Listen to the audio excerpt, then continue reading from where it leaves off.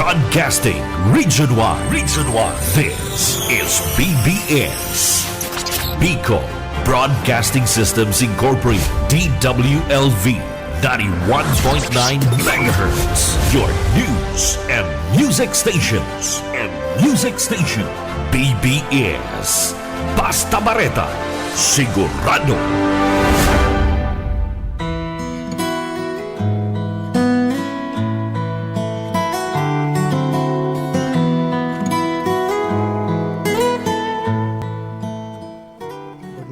Sa regular na taga-subaybay ng programang Biyaya sa Pag-aaga sa 91.9 FM BBS DWLB.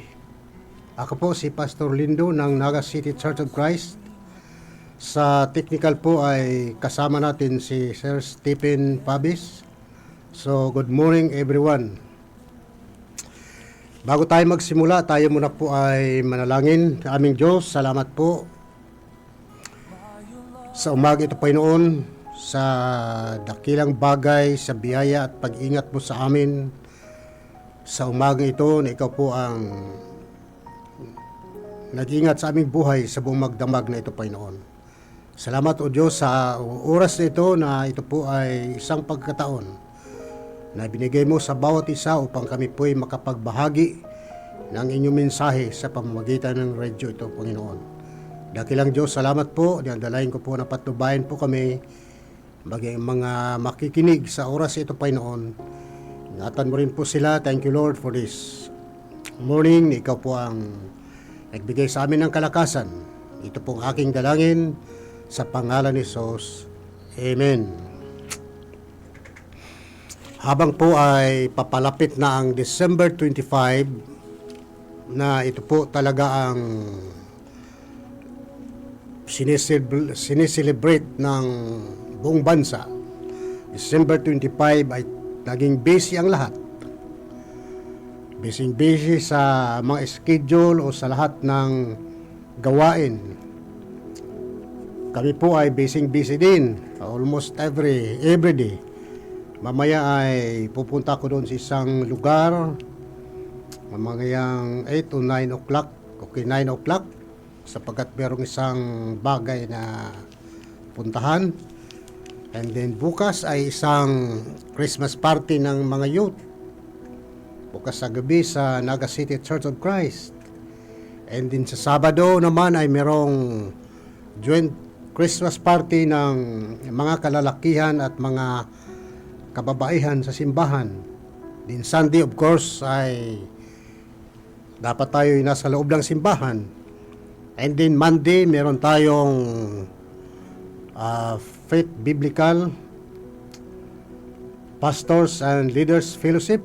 Tayo po ay na-invite na mag-speak sa fellowship na ito. May mga pastor from Rinconada. At of course, sa Martes sa gabi ay hapon. Meron kami activity sa simbahan din. And then, Merkules, 26 and 27, meron ding joint Christmas party na pangmalakihan ito. Dadaluhan ito ng mga pastors from Dait and then Camarines Sur. Pero hindi ko lang sabihin kung saan ang lugar.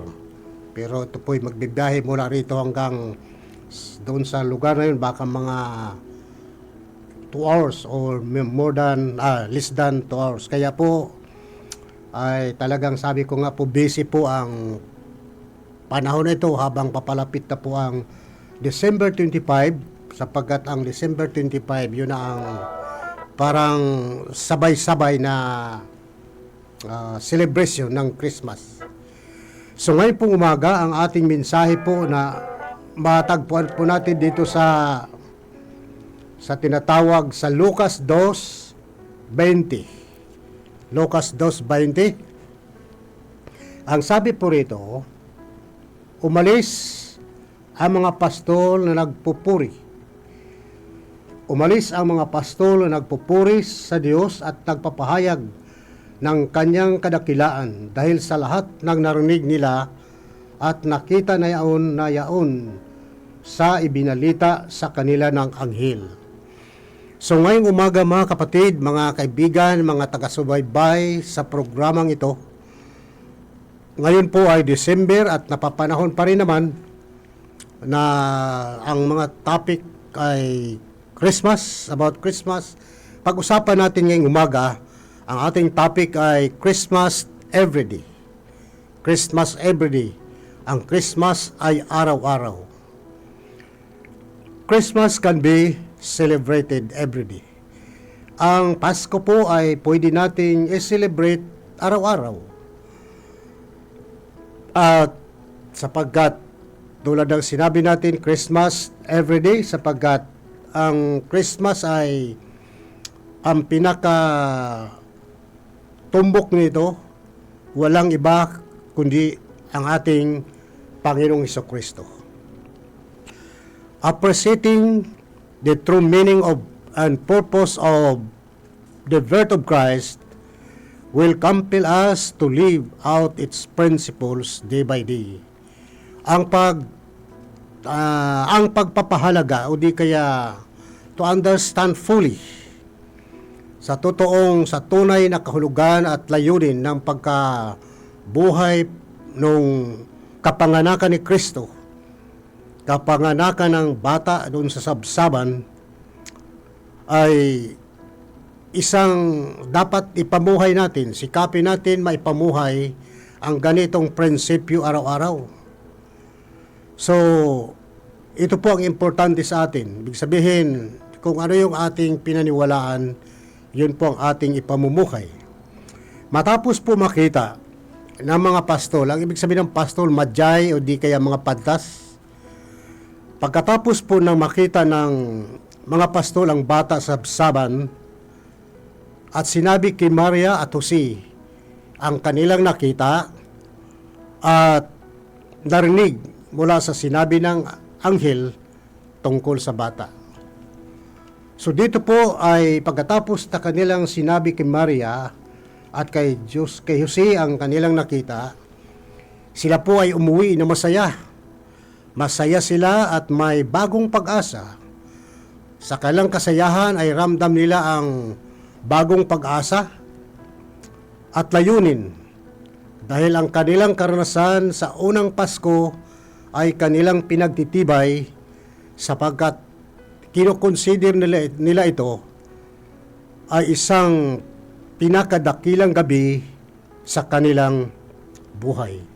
So yun po ang kanilang nasabi, kinoconsider nila. Nung makita nila ang bata doon sa sabsaban ay kinoconsider nila yung kanilang naranasan ay ibig sabihin parang iniisip nila na ito na ang pinakamasayang buhay sa kanilang buhay nga dahil sila mismo nakasaksi kung saan banda ang bata. Ito pong mga wise men na ito po yung mga astrologist, mga matatalinong tao ito. Imagine nung mabalitaan nila na ipanganak ang batang ito, kanila ginahanap at sila po ay nag-travel more than 1,500 kilometers. Imagine, sinikap nila makita ang batang ito. Naglakad sila, wala pa naman sasakyan ng unang panahon, and then wala pang mga aeroplano, lakad lang talaga. 1,500 kilometers para lang makita ang bata kung saan ipinanganak. Tulad ng sinabi natin noong nakaraan na December 25 is not Christ's birth. Hindi ito ang tunay na kapanganakan ng Panginoon, kundi ito po ay tinatawag ng anong tawag dito ng mga magagaling na tao. Ito po ay ang December 25, ito po ay inadapt ng Western Church. Katulad nila ni Chrysostom at saka si Tertullian. So paano natin masabi ang Pasko ay araw-araw? Mga kapatid, una po ay meron tayong tatlong bagay, 3 important things na para malaman natin na ang Pasko nga ay, masabi natin na ang Pasko nga ay araw-araw. Number 1, Christmas can be every day if we will choose to be happy in the Lord.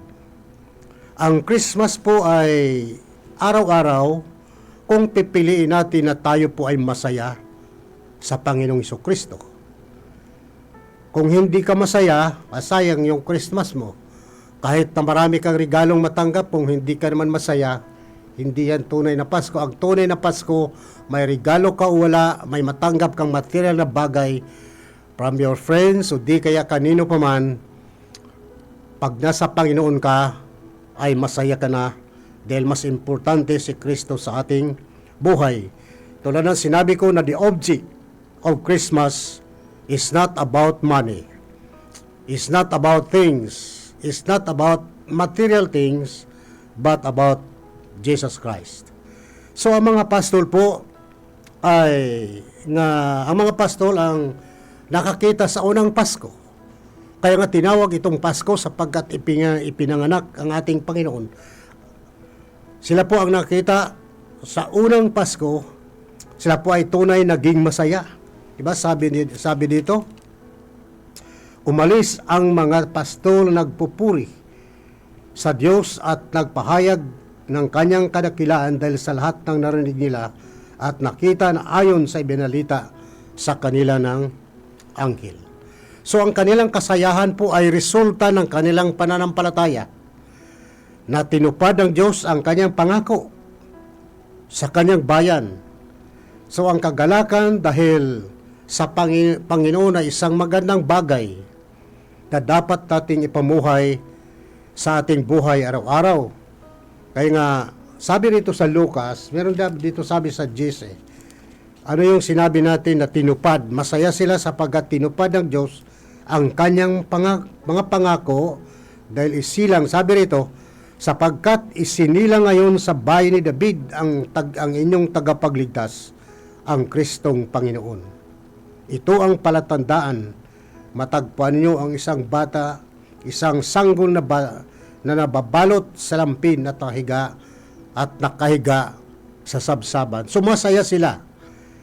Dahil sabi nila, masaya tayo sapagkat natupad ang pangako ng Diyos, ang sinabi ng Diyos na ipanganak sa bayan ni David ang isang tagapagligtas na walang iba kundi si Jesucristo.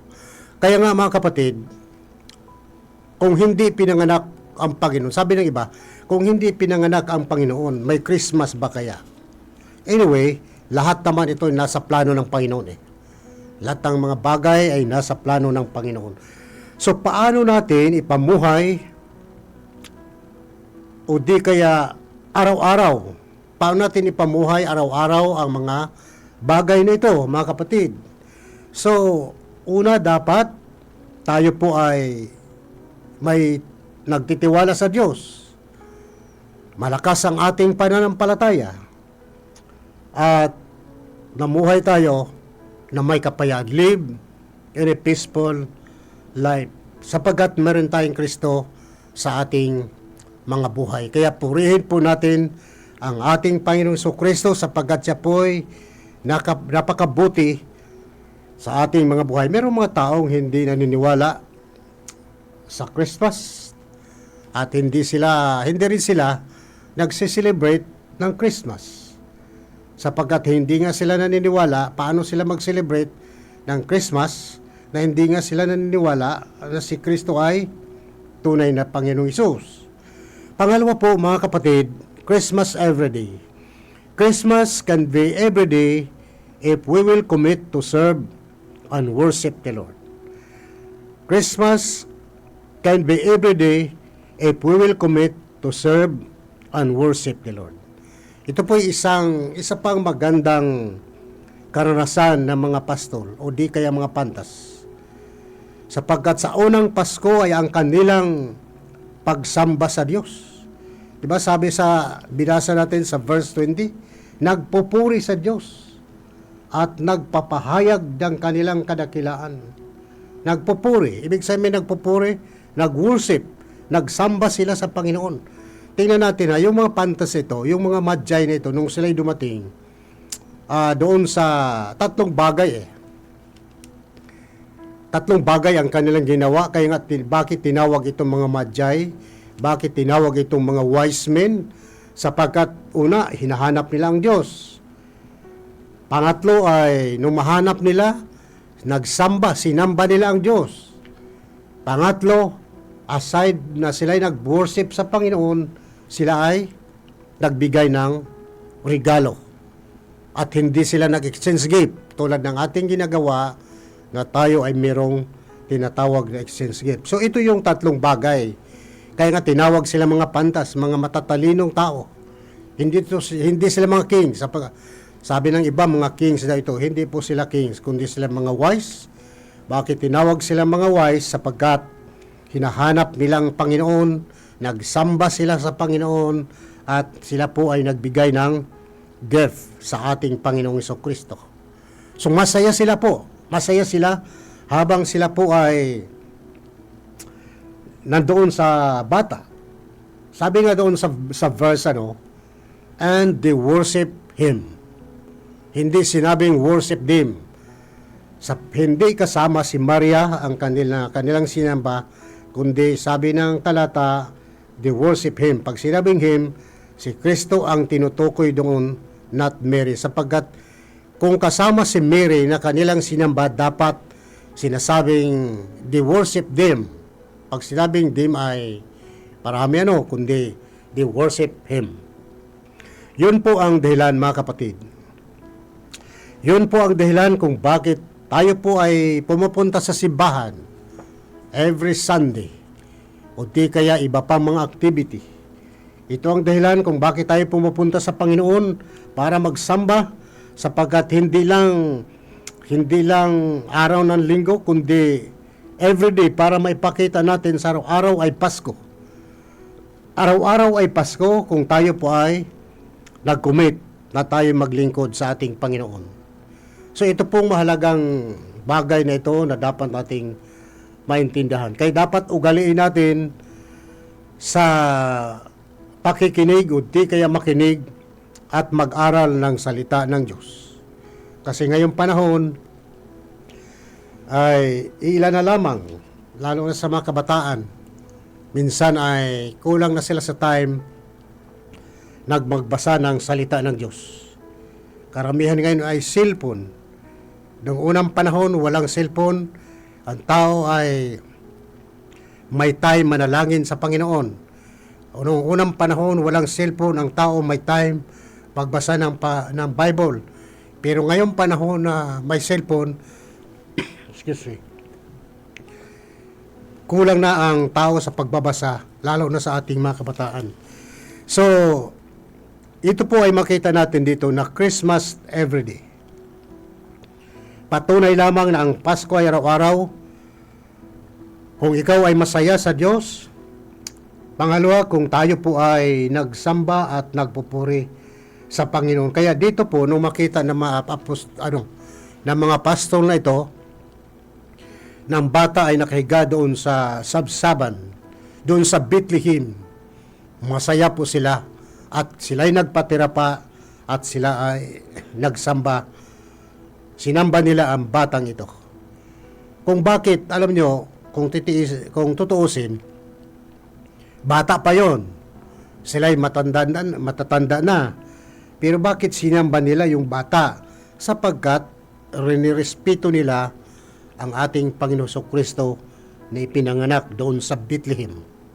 Ang word of na Bethlehem ay the bread, the house of bread. Yan po ang ibig sabihin ng lugar ng Bethlehem is the house of bread. Bakit? Sapagkat sabi ni Christ, I am the bread. Siya ang tinapay nagbibigay ng sino mang kumain ng tinapay nito ay hindi na magugutom. At sino mang inom ay hindi na magugutom. So yun po, ibig sabihin meron kang satisfaction kung ikaw ay tunay na mag-commit sa ating Panginoon. Ang importante lang naman dito, mga kapatid, ng buhay natin ay dapat nating i-commit sa ating Panginoong Jesucristo. Pangatlo po ay everyday, Christmas everyday. Christmas can be everyday if we will continue to share the gospel of the Lord Jesus Christ. ang Christmas ay araw-araw kung tayo po ay nagpatuloy na ibahagi ang salita ng Panginoong Hesukristo. Si Hesukristo po ang tinatawag, binanggit dito, ang malaking magagawa tungkol sa Pasko ay ang pagbabahagi ng salita ng Diyos. Yun po ang magagawa. Naranasan mo ang Pasko ay masaya, walang dahilan hindi ka magbahagi ng salita ng Diyos. Ang malaking magawa tungkol sa Pasko ay ang pagbabahagi ng salita ng Diyos. Tularan natin ang mga pusols na buong tapang sila ay nangaral ng salita ng Panginoong Hesukristo. Meron sinabi rito sa Romans chapter 1 verse 16. Sabi rito sa Romans 1:16, I am not ashamed of the gospel, because it is the power of God for the salvation of everyone who believe, first to the Jews, for the Jews and Gentiles. Sabi ni Paul ay hindi ko kinahiya ang mabuting balita, ang ebanghilyong ito, dahil ito ang kapangyarihan ng Diyos para sa ikaliligtas ng lahat, maging sa lahat ng sumampalataya, maging sa mga Jew and then sa mga Gentiles. So, dito po sila po ay nagpatotoo tungkol sa kanilang nakita. Ng bata na si Hesukristo ay pinanganak sa sabsaban ng Bethlehem. Mga kapatid, dapat matutuhan natin ipamuhay ang Pasko at ang magandang balita.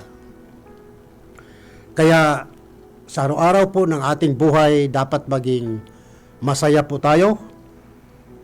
Tulad ng ating kaugalian, na kahit na wala kang natanggap na regalo sa panahong ito, importante meron kang Kristo sa ating buhay.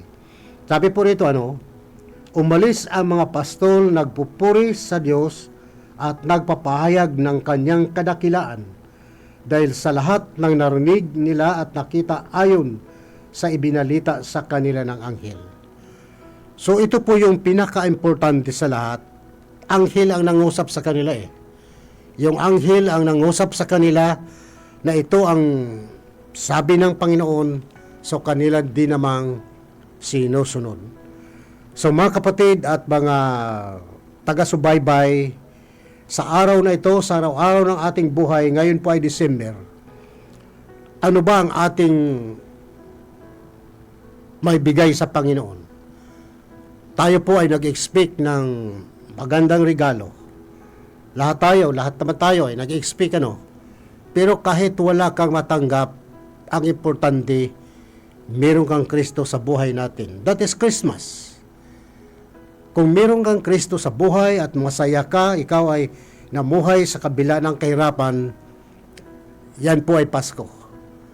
Kahit marami kang pera, kahit kailangan natin ng pera, pero kahit mayaman ka sa mga material na bagay, kung wala kang Kristo sa buhay, hindi ka pa rin masaya. So tulad ng ating pinag-usapan ngayong umaga, ay Christmas everyday. Ang Christmas can be everyday if we will choose to be happy in the Lord. Kaya dapat tayo maging masaya sa Panginoon. Christmas can be everyday if we will commit to serve and worship the Lord. Importante ito na i-commit natin ang ating buhay sa Panginoon at tayo po ay maglingkod sa Kanya. Pag sinabi kasi natin i-commit natin ay ibig sabihin, ito yung ating tunay na pagtatalaga ng ating buhay sa Panginoon. And then pangatlo, Christmas can be everyday if we will continue to share the gospel of the Lord Jesus Christ.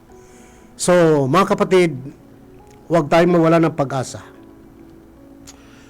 Ang kapanganakan ni Kristo ay nagbibigay sa atin ng malaking pag-asa sa buhay. Sa darating na December, sa April, mag-celebrate naman ng kamatayan ni Kristo. So, marami tayong celebration sa buhay natin ito Ang mahalaga po ay pahalagahan natin si Kristo sa ating buhay. So ngayon po umaga ay tayo po ay manalangin. Aming Diyos, salamat po sa umaga pong ito, sa inyong kabutihan at sa mensaheng ito na pinagkaloob mo sa bawat isa sa amin, dakilang Panginoon. Bagamat maulan ang aming panahon, Panginoon, ngunit pinasalamatan ka namin sapagkat ikaw pa rin ang nag-ingat sa aming mabuhay. Panginoon, dadalayin ko po sa araw na ito na pagpalain mo po ang lahat ng mga nakikinig sa oras ito. Ang may makaramdaman, Panginoon, sa kanilang pisikal na katawan, pagalingin mo po sila, O Diyos, sa araw na ito, Panginoon. Depuin mo po ang kanilang mga sarili, ang kanilang katawan, at sila po ay magkaroon ng tunay na kalakasan at gagalingan ng kanilang buhay. Pagpalain mo rin, Panginoon, ang bansang Pilipinas sa panguna ng aming presidente na si President Bongbong Marcos, dakilang Panginoon. I-guide mo po siya sa tamang landasin ng kanyang buhay upang mai-guide niya ang bansang Pilipinas, dakilang Panginoon. Dakilang Diyos, hindi lamang ang aming presidente, kundi lahat ng mga opisyalis, dakilang Panginoon. Mga senador sa Congress, gobernador, mayor, at mga barangay captain, Panginoon. Dakilang Diyos, ikaw po tulungan mo po ang mga government officials, Panginoon, na sila po ay makaranas sila. Maranasan din nila, Panginoon, kung wala pa po hindi pa sila tumanggap sa Panginoon bilang sariling tagapagligtas, ito, Panginoon, ang panahon na hipuin mo po ang kanilang mga buhay, Panginoon. Salamat po. Ganoon din, Panginoon, ang lahat ng mga manggagawa na sa ubasan ng iba ay nakaranas ng depression sa kanilang mga buhay. Bigyan mo sila, Panginoon, ng kapayapaan sa kanilang sarili.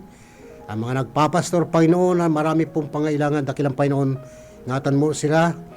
At salamat, Panginoon, sa umaga pong ito. Pagpalain mo rin po, O Diyos, ang radio station nito at ang lahat ng mga staff, Panginoon, ikaw po ang mag-ingat sa kanila. At ikaw po, O Diyos, ang magbigay sa kanilang kalakasan sa araw-araw, dakilang Panginoon. Pagpalain mo po kami sa araw nito, Panginoon, sa buong maghapon nito, Panginoon. Ito po ang aking dalangin sa tanging pangalan ni Jesus. Amen. Then, binabati ko rin po yung aking kamag-anak dyan sa Rodriguez Rizal, si Chiri Abaha, ang katangkanyang buong pamilya. Of course, si Pastor Manny Okbian dyan sa San Fernando at marami pang iba. Thank you po at susunod na po ang programang Kakampi Network News. Kasama ay ni Sir John Bernas. Thank you po and God bless everyone.